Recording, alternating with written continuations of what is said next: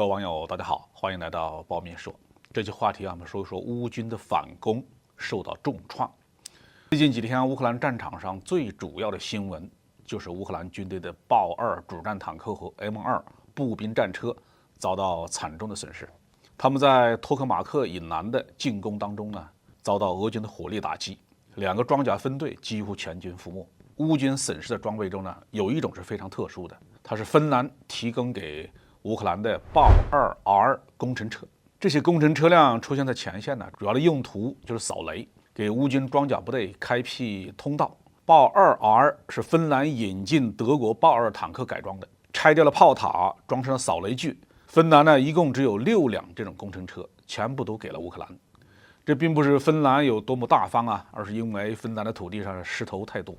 这种扫雷车啊更适合于松软的泥土地。芬兰军队派不上用场，就把他们全部都送给了乌克兰。没想到刚刚上阵就折损了一半。这个情况呢，可是让西方的这些军事评论员们大失所望。在2023年的上半年，他们把德国、美国的战车吹的是神乎其神，似乎只要乌军驾驶着这些战车出现在战场上，俄军呢就会土崩瓦解。2022年的9月、10月，俄军溃败的情形就会重现。当时的乌军呢，只不过是开着皮卡，架着高射机枪和火箭筒就完成了这样的突破。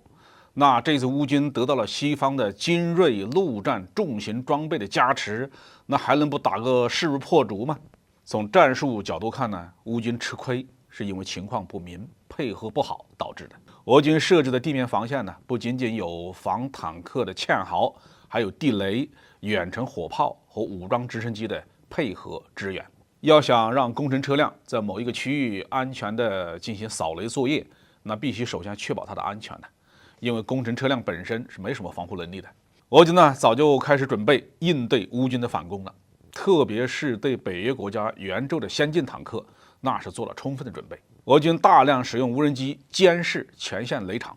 把实时情报呢直接传送给后方待命的卡52武装直升机。就在豹2R 工程车慢腾腾扫雷的时候，卡52从8公里之外发射了旋风反坦克导弹，把乌军的这些宝贝一个一个的击毁。跟随在后面的乌军机械化步兵呢，显然是一片慌乱，在混乱之中也被卡52挨个的点名。我们从视频画面上可以看到，这些布雷德利战车在被击毁之前呢，是朝着不同的方向行驶的，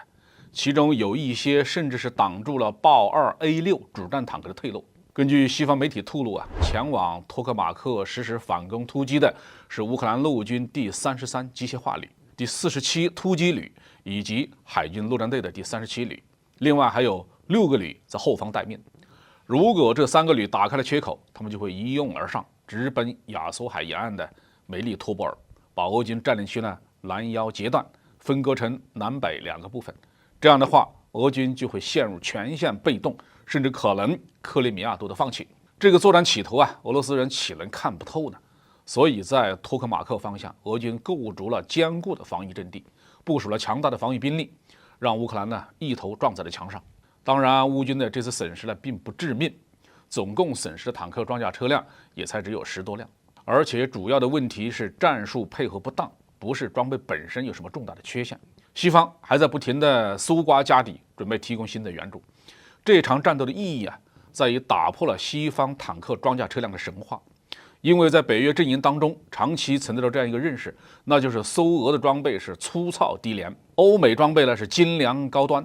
如果与俄罗斯对上了，俄方可能要用好几辆坦克才能换掉1辆西方的坦克。但事实证明呢，不管美国、德国为自己的装甲坦克车辆花了多少采购费用，如何的设计优良、工艺精湛，